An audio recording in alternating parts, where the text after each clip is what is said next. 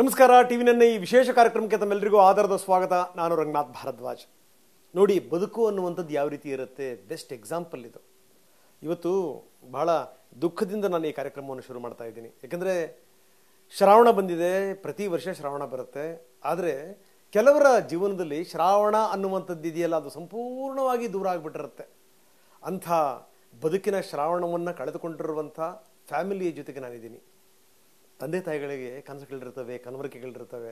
ಮುಂದೆ ದೊಡ್ಡವರಾದ ಮೇಲೆ ಮಕ್ಕಳು ದೊಡ್ಡವರಾಗಬೇಕು, ಬೆಳಿಬೇಕು, ಎತ್ತರಕ್ಕೆ ಹೋಗಬೇಕು, ಮುಂದೆ ನಾವು ಕಷ್ಟದಲ್ಲಿದ್ದಂಥ ಸಂದರ್ಭದಲ್ಲಿ ಅವ್ರು ನಮ್ಮನ್ನು ನೋಡ್ಕೋಬೇಕು ಅಂತ. ಆದರೆ ಕಣ್ಣೆದುರುಗಡೆ ಮಗ ಹೋಗ್ಬಿಟ್ರೆ ಆ ಮನೆಯ ಸ್ಥಿತಿ ಯಾವ ರೀತಿ ಇರುತ್ತೆ, ಹೋದಂಥ ಕಾರಣ ಏನು, ಯಾರು ಬಾರದ ಲೋಕಕ್ಕೆ ಅವನ್ನ ಕಳಿಸಿದರು, ಇದನ್ನೆಲ್ಲ ನೋಡ್ಕೊಂಡಾಗ ತಂದೆ ತಾಯಿಗಳ ಮನಸ್ಸಿದೆಯಲ್ಲ, ಅದು ಕಿವುಚ್ ಹೋಗ್ಬಿಡುತ್ತೆ. ಯಾಕಂದರೆ ಹೆತ್ತಿರುವಂಥವ್ರು ನಮ್ಮ ಜೊತೆಗಿದ್ದಾರೆ, ಅನ್ನಂಗಿಲ್ಲ ಅನುಭವಿಸಂಗಿಲ್ಲ ಅಂಥ ಒಂದು ಸ್ಥಿತಿ. ಎಷ್ಟೋ ಸ್ವಾಮೀಜಿಗಳು ಬರ್ತಾ ಇದ್ರು, ಇಲ್ಲಿ ಪೂಜೆಗಳು ಪ್ರಾರ್ಥನೆಗಳಾಗ್ತಾ ಇದ್ವು. ಸದ್ಧರ್ಮ ನಿಲಯ ಅಂತ ಈ ನಿಲಯಕ್ಕೆ ಹೆಸರಿಟ್ಟಿದ್ದಾರೆ. ಮೇಲ್ಗಡೆಗೆ ಸ್ವಾಮೀಜಿಗಳು ಬಂದು ಉಳ್ಕೊಳ್ತಾ ಇದ್ರು, ಭಗವಂತನ ಆಶೀರ್ವಾದ ಇತ್ತು. ಆದರೆ ಇಷ್ಟೆಲ್ಲ ಇದ್ರೂ ಕೂಡ ಮಗ ಉಳಿಲೇ ಇಲ್ಲ. ಅಂಥ ನತದೃಷ್ಟ ಫ್ಯಾಮಿಲಿಯ ಜೊತೆಗೆ ನಾವಿದ್ದೀವಿ. ಬಹಳಷ್ಟು ಜನ ಬಂದರು, ನಾವು ನಿಮ್ಮ ಜೊತೆಗಿದ್ದೀವಿ ಅಂತಂತಂದ್ರು, ನಿಮ್ಮ ಜೊತೆ ನಿಲ್ತೀವಿ ಅಂತಂದ್ರು. ಬಂದಿರುವಂಥವ್ರು ಎಲ್ಲಿ ಹೋದ್ರು, ಎಲ್ಲೋ ಕೆಲವರು ಕೈ ಹಿಡಿದ್ರು, ನೆರವಾದ್ರು ಅನ್ನೋದು ಬಿಟ್ಟರೆ ತುಂಬ ಜನ ಹಾಗೆ ಸರ್ಕೊಂಡು ಹೋಗ್ಬಿಟ್ರಲ್ಲ, ಯಾರ ಹತ್ರ ಹೇಳ್ಕೋಬೇಕು.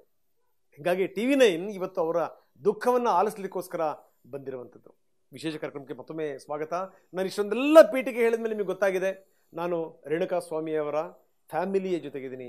ಅವರ ತಂದೆ ಕಾಶಿನಾಥಯ್ಯ ನಮ್ಮ ಜೊತೆಗಿದ್ದಾರೆ, ರತ್ನಪ್ರಭಾ ಅವರ ತಾಯಿ ನಮ್ಮ ಜೊತೆಗಿದ್ದಾರೆ, ಅವರ ಪತ್ನಿ ಹೆಸರಿಗೆ ತಕ್ಕಂತೆಯೇ ಸಹನೆಯಿಂದ ಬದುಕಲೇಬೇಕು ಅಂಥ ಒಂದು ಸ್ಥಿತಿಯಲ್ಲಿರುವಂಥ ಅವರ ಪತ್ನಿ, ಅವ್ರ ಜೊತೆಗೆ ನಾವಿದ್ದೀವಿ. ಸರ್, ಭಾಳ ದುಃಖದಲ್ಲಿದ್ದೀರಿ, ಭಾಳ ಬೇಸರದಲ್ಲಿದ್ದೀರಿ. ನಿನ್ನೆ ತಾನೇ ಕೋರ್ಟಿನ ತೀರ್ಪನ್ನು ಗಮನಿಸಿದ್ದೀರಿ ತಾವು. ಕೋರ್ಟ್ ತುಂಬ ಸ್ಪಷ್ಟವಾಗಿ ಹೇಳಿದೆ, ಇಂಥವ್ರಿಗೆ ಶಿಕ್ಷೆ ಆಗಬೇಕು ಅಂತ. ಬೇಲ್ ಕ್ಯಾನ್ಸಲ್ ಆಗಿದೆ. ಈಗ ನಿಮ್ಮ ಮಗನ ಸಾವಿಗೆ ಕಾರಣರಾದಂಥವರು ಎಲ್ಲರೂ ಕೂಡ ಮತ್ತೆ ಕಂಬಿ ಹಿಂದೆ ಹೋಗಿದ್ದಾರೆ. ಏನಂತೀರಿ ಸರ್? ನಿಜವಾಗಲೂ ನನಗೆ ಆ ಘಟನೆ ನನಗೆ ಆ ಚಿತ್ರಹಿಂಸೆನೇ ನನ್ನ ಕಣ್ಣು ಮುಂದೆ ಬರ್ತಾ ಇರ್ತದೆ. ಪ್ರತಿ ಕ್ಷಣಕ್ಕೂ ಅವನಿಗೆ ಕೊಡಬಾರ್ದ ಕಿರುಕುಳಕ್ಕೆ ಬಿಟ್ಟಿದ್ದಾರಲ್ಲ, ಆ ಕಿರುಕುಳ ನನಗೆ ಮಾತಾಡೋಕ್ಕೆ ಅವಕಾಶ ಆಗೋದಿಲ್ಲ. ಅದಕ್ಕೆ ಪ್ರತಿ ಸಲ ಅವನಿಗೆ ಚಿತ್ರಹಿಂಸೆ ಆ ಹೆಣ ನೋಡಿದಾಗ ನಾವಿಬ್ಬರು ಮೂರ್ಛೆ ಹೋಗೋ ಪರಿಸ್ಥಿತಿ ನಮಗೆ. ಅಲ್ಲಿ ಒಂದು ಪಾರ್ಟ್ ಬಿಟ್ಟಿಲ್ಲ, ಹಂಗೆ ಹೊಡೆದಾರೆ.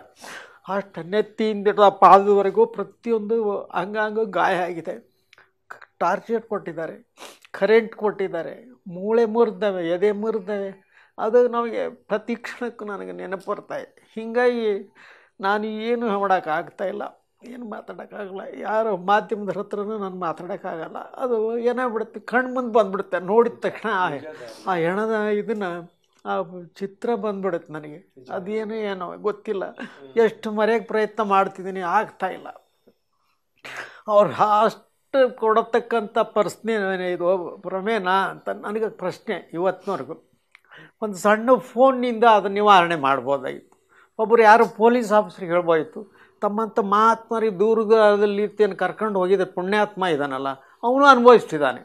ನನಗೆ ಅವ್ರಿಗೆ ತೊಂದರೆ ಆಗಿರೋದು ನನಗೆ ಸಂತೋಷ ಇಲ್ಲ. ಅವ್ರು ಯಾರು ಅಪರಾಧಿಗಳಿದ್ದಾರೆ, ಅವರು ಆಟೋ ಬಾಯ್ಡ್ರು, ಡ್ರೈವರು, ಅವರೆಲ್ಲ ಇದ್ದಾರೆ. ಅವ್ರ ತಂದೆ ತಾಯಿ ಕೂಡ ಕರುಣೆ ಬಿಡ್ತೈತೆ. ಆದರೆ ನನಗೆ ಕಳಕ್ಕೆ ಬರ್ತೈತೆ. ಅವ್ರಿಗೆ ನಮಗೆ ಸಂತೋಷ ಇಲ್ಲ ಅವರ ಇದು ಮಾಡೋದ್ರಿಂದ ನನಗೇನು. ಆದರೆ ನನ್ನ ಮಗನ ಪರಿಸ್ಥಿತಿ ಈ ರೀತಿ ಅವರು ಮಾಡಬಾರ್ದಾಗಿತ್ತು. ಅವನು ಯಾರು ಈ ಊರಲ್ಲಿ ಇದ್ದಂತ ನಮಗೆ ಬಂದು ಹೇಳ್ಬೋದಾಗಿತ್ತು. ಅವ್ರ ಪೊಲೀಸರಿಗೆ ಕಂಪ್ಲೇಂಟ್ ಕೊಟ್ಟಿದ್ರೆ ಅದು ಮುಗಿದು ಹೋಗಿರಂತ. ಇಷ್ಟೆಲ್ಲ ಹಗರಣಕ್ಕೆ ಸಾಧ್ಯ ಆಗ್ತಾಯಿಲ್ಲ. ಅದು ನನಗೆ ಕಾಡ್ತಾ ಇರೋದು ವಿಚಾರ. ಈ ವಿಚಾರದಲ್ಲಿ ನಾನು ಸರ್ಕಾರವನ್ನು, ನಮ್ಮ ಚೀಫ್ ಮಿನಿಸ್ಟರ್ನ ಪ್ರತಿದಿನ ಅವ್ರಿಗೆ ನಾನು ಧನ್ಯವಾದ ಹೇಳ್ತೀನಿ. ನಾನು ಅವ್ರ ವೈಯಕ್ತಿಕ ನನ್ನ ಹೆಂಡತಿ ಕಂಡಾಗ ಅವ್ರು ಹೇಳಿದ್ದು ಒಂದೇ ಮಾತು, ಪೊಲೀಸರಿಗೆ ನಾನು ಫ್ರೀ ಹ್ಯಾಂಡ್ ಕೊಟ್ಟಿದ್ದೀನಿ, ಅವ್ರು ಏನು ಇದು ಮಾಡ್ತಾರೋ ಅದು ಮಾಡ್ತಾರೆ, ನೀವು ಚಿಂತೆ ಇರಲಿ ಅಂತ. ಅವರು ಆ ಕೊಟ್ಟ ಒಂದು ಇದೇನು ಸೂಚನೆ ಇದೆಯಲ್ಲ, ಅದು ಇವತ್ತಿನವ್ರಿಗೆ ಮುಟ್ಟಿದೆ ಅಂತ ನನಗನ್ಸುತ್ತೆ. ನಾವು ಪೊಲೀಸ್ ಆಫೀಸರ್ ಕಂಡಿದ್ವಿ, ಅವರು ಕೂಡ ಅಷ್ಟೇ ಪ್ರಾಮಾಣಿಕವಾಗಿ ಅವರು ಇದನ್ನೆಲ್ಲ ಮಾಡಿದ್ದಾರೆ. ಅವ್ರು ದಯಾನಂದ್ ಸಾಯರ್ ಇರ್ಬೋದು, ಇನ್ನು ಯಾರೋ ಇರ್ಬೋದು, ಅವರೆಲ್ಲ ಹೋದಾಗ ನಾವು ಅವ್ರ ಪಾಪ ಅವ್ರು ಕೆಲವರು ಯಾರೋ ಪೊಲೀಸರು ನಮ್ಮ ನೋಡ್ರಿ ಮೊಬೈಲ್ ಕೊಡಕ್ಕೆ ಬಂದರು. ಯಾರ್ದಾರು ಬೇರೆ ಇದೆಯಾ ನೋಡ್ರಿ, ಯಾರ್ದಾರು ಇನ್ಫ್ಲುಯೆನ್ಸ್ ಇದೆಯೇನ ಅಂತ. ಅಷ್ಟೆಲ್ಲ ನಮಗೆ ನಮ್ಮ ಷಡಾಕ್ಷರಿ ಅವರು, ನಮ್ಮ ಯಜಮಾನರು, ನಮ್ಮ ಮಲ್ಲಿಕಾರ್ಜುನ ಸ್ವಾಮಿಗಳು ಅಂತ, ಅವ್ರ ಜೊತೆಗೆ ನಾವೆಲ್ಲ ಹೋಗಿದ್ವಿ. ನಮಗೆ ಯಾಕಂದ್ರೆ ನಾವು ಪೊಲೀಸ್ ಅಂದರೆ ನಮ್ಗೆ ಭಯ, ಅದಕ್ಕೆ ಇವ್ರನ್ನೆಲ್ಲ ಕರ್ಕೊಂಡು ಹೋಗಿ ಅವರೆಲ್ಲ ಬಂದಿದ್ದರು ಸಮಾಜದವರೆಲ್ಲ.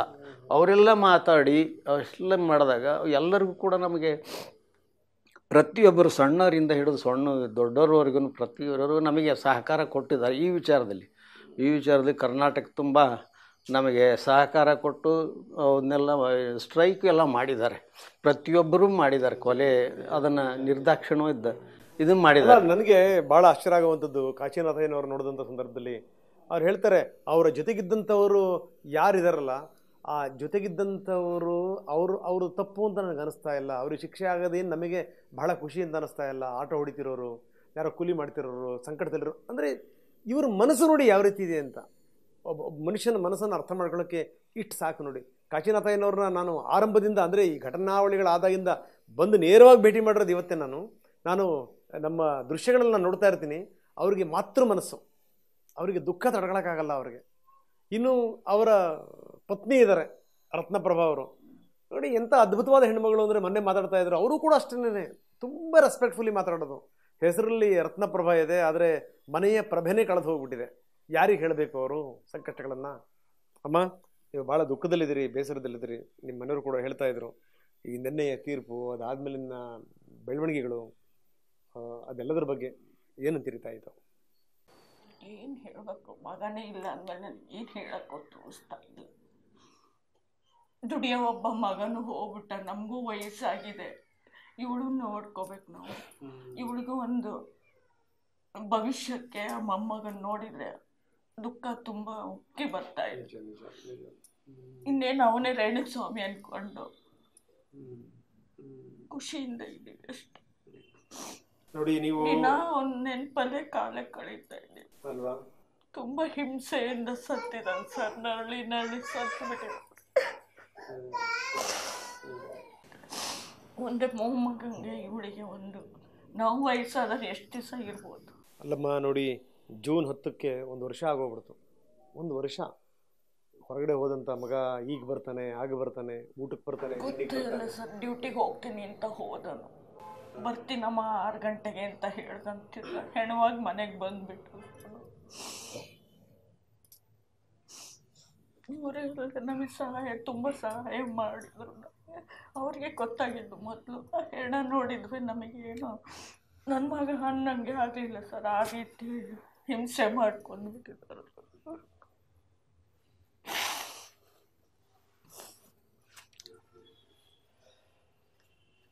ಸಮಾಧಾನ ಮಾಡ್ಕೊಳ್ಳಿ. ಯಾಕಂದರೆ ಕ್ಷಣ ನಾವು ಲೇಟ್ ಆದ್ರೂ ಯಾವಾಗ ಬರ್ತೀಯಪ್ಪ ಊಟಕ್ಕೆ, ಎಷ್ಟೊತ್ತಾಗುತ್ತೆ? ಅಪೋಲಕ್ಕೆ ಹೋಗ್ತಿದ್ನಲ್ಲ ಸರ್, ತುಂಬ ಲೇಟಾಗಿ ಬರೋನು. ರಾತ್ರಿ 12:30 ಬಾಕ್ಸ್ಗಳೆಲ್ಲ ಬರೋವು. ಅದನ್ನೆಲ್ಲ ಹಾಕಿ ಬಂದಾಗ ಅವ್ರು 10 ಸಲ ಫೋನ್ ಮಾಡೋರು, ಯಾವಾಗ ಬರ್ತೀನಪ್ಪಾಜಿ.